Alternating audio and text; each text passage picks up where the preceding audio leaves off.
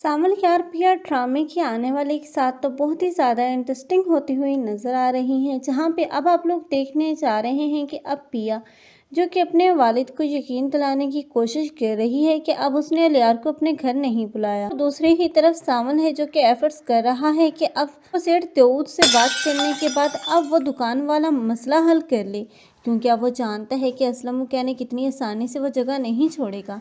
इसलिए अब वो चाहता है कि अब सेठ दाऊद को ही मना ले, लेकिन जब वो नहीं मानेगा, क्योंकि वो तो एक ऐसा शख्स है जो कि जिस चीज़ के पीछे पड़ जाए उसे हासिल करके ही दम लेता है। इसलिए अब यही शामिल होगा जो कि पिया के पास आएगा और उसे समझाएगा कि अब अपने बाप को समझाए।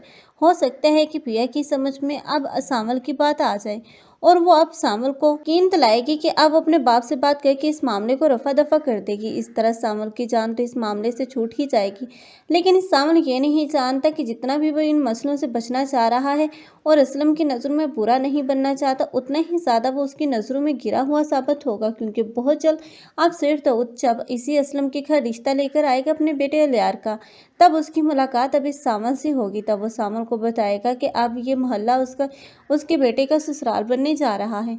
तब तो सामल के पांव तले ज़मीन निकल जाएगी, क्योंकि वो जानता है कि असलम साहब कभी भी अपनी बेटी का रिश्ता अब इसके बेटे को नहीं देंगे। लेकिन फिर भी अब वो कोशिश करेगा कि पिया का रिश्ता इसके साथ ना हो। लेकिन जब सेठ दाऊद और असलम आमने सामने होंगे, तब वहीं पर सबराज फाश हो जाएंगे और पता चल जाएगा पिया को भी अपने माजी के बारे में कि उसकी मां की डेथ अब इसी मूसा की वजह से हुई थी।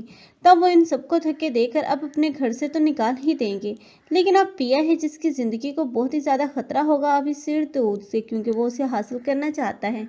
लेकिन अब यह सामल होगा जो कि अब उसकी दुश्मनी मोल लेगा, हर जगह पर पिया का साया बनकर अब उसके आगे पीछे घूमेगा, क्योंकि वो नहीं चाहता कि अब सेठ दाऊद से या अलियार से किसी किस्म का भी नुकसान पहुंचे पिया को। आप लोगों को ये ड्रामा कैसा लग रहा है और कौन कौन चाहते हैं कि सामल और पिया को एक साथ दिखाया जाए? कमेंट सेक्शन में अपनी कीमती राय का इजहार लाजमी करें। मज़ीद ऐसे रिव्यूज़ के लिए हमारे चैनल को लाजमी सब्सक्राइब कर लें। अगर आप लोगों को हमारी वीडियो अच्छी लगी हो तो वीडियो को लाइक करना मत भूलिएगा। अल्लाह हाफिज़।